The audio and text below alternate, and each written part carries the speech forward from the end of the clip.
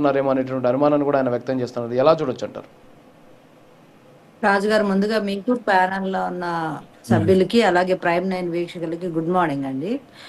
వెంకటేశ్వర రెడ్డి గారు ఏం మాట్లాడుతున్నారో ఆయనకి అర్థం కాకుండా మాట్లాడుతున్నారు. అది ఆయన వ్యాఖ్యలను పూర్తిగా విరుద్ధంగానే భావించాలి. ఎందుకంటే ఓకే. మార్చి 2019 మార్చి 14 కల్లా ఎలక్షన్ కోడ్ వచ్చి ఎలక్షన్ కమిషన్ చేతిలోకి రాష్ట్రం వెళ్ళిపోయింది. ఆ తర్వాత జరిగిన హత్య ఇది. టీడీపీ హయాంలో ఇప్పుడు ఎలక్షన్ కోడ్ అమల్లోకి వచ్చిన తర్వాత ఎలక్షన్ కమిషన్ బాధ్యతలు తీసుకున్న తర్వాత ఏ మాత్రం ఓకే. అధికారాలు ఉంటాయో ప్రభుత్వాలకి మనకు తెలుసు. ఎటువంటి స్వయం నిర్ణయాలు తీసుకోవడానికి ఉండదు. ఏదైనా ఎంక్వైరీ చేయాలన్న స్పీడ్గా ఉండదు. పోలీస్ వ్యవస్థ అంతా ఎలక్షన్ కమిషన్ చేతిలోకి వెళ్ళిపోతుంది. అలాంటి పరిస్థితిలో జరిగిన హత్యని టీడీపీ హయాంలో జరిగింది. టీడీపీ హయాంలో సో వాట్ ఎవర్ వాళ్ళు అనుకున్నట్లుగానే అనుకోండి.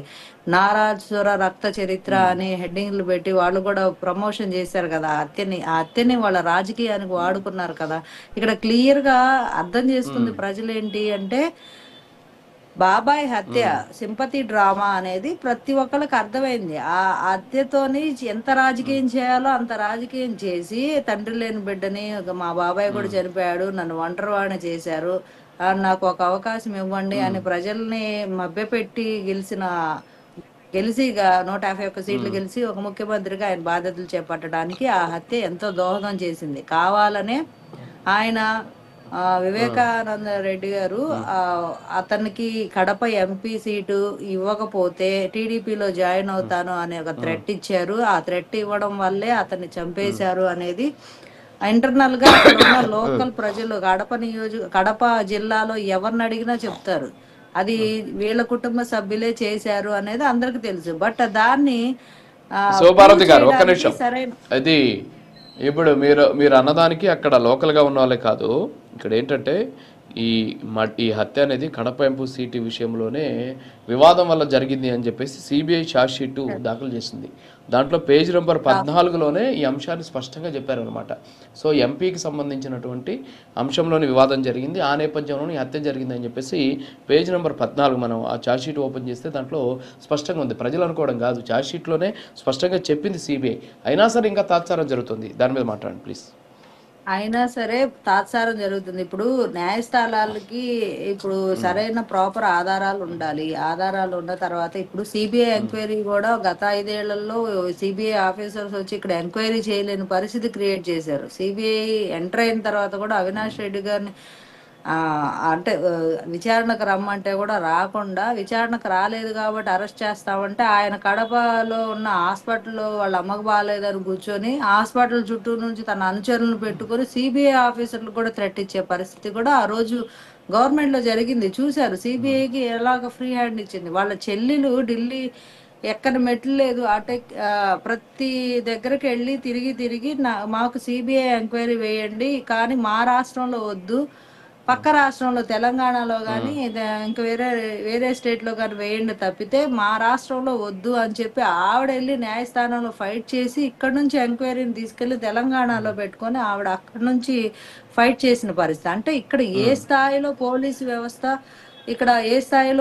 వ్యవస్థ నిర్వీర్యం చేసింది ఈ కేసుని, ఎంక్వైరీని గత 5 ఏళ్లలో అనేది ప్రజలందరూ చూశారు కాబట్టి, నమ్మారు కాబట్టి వాళ్ళకు ఓట్లేదు.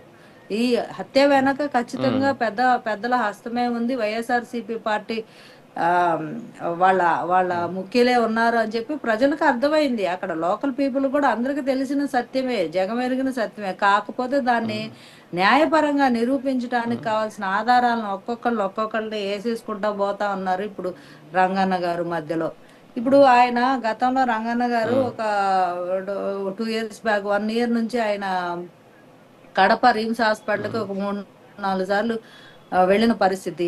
వెళ్ళినప్పుడు మరి అక్కడ ఏం జరిగిందో ఎలా జరిగిందో, ఆయన లాస్ట్ టైం వచ్చిన దగ్గర నుంచి తీవ్ర అస్వస్థతకు గురయ్యారు.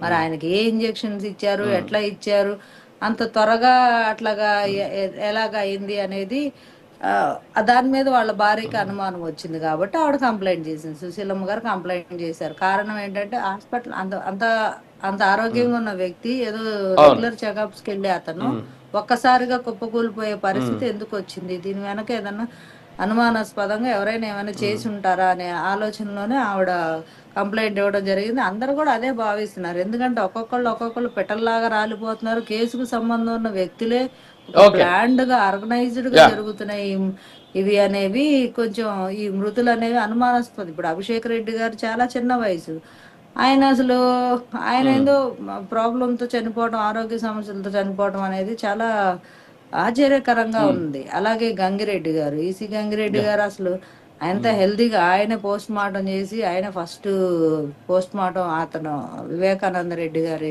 పోస్ట్ మార్టం కాదులే కానీ ప్రముఖ పోస్ట్ ఆయనకి మార్టం సంబంధించి రిపోర్ట్ అదే తయారు ట్రీట్మెంట్కి చేసిన సంబంధించి కాస్త డాక్టర్. చేశారు. అవును. Yeah yeah okay madam. Yeah okay ఆయన ఓకే చాలా శివపార్వతి గారు ప్రముఖ టైం అవుతుంది. ప్రముఖ మళ్ళీ వ్యక్తి మళ్ళీ దానిలో. వస్తాను నేను. ఆయన అవును కూడా మళ్ళీ వస్తాను మీ అలాగ దగ్గరికి. ఎస్ ఎస్ అనుమానాస్పదంగా అవును చనిపోవడం అవును అనేది అవును అవును అవును.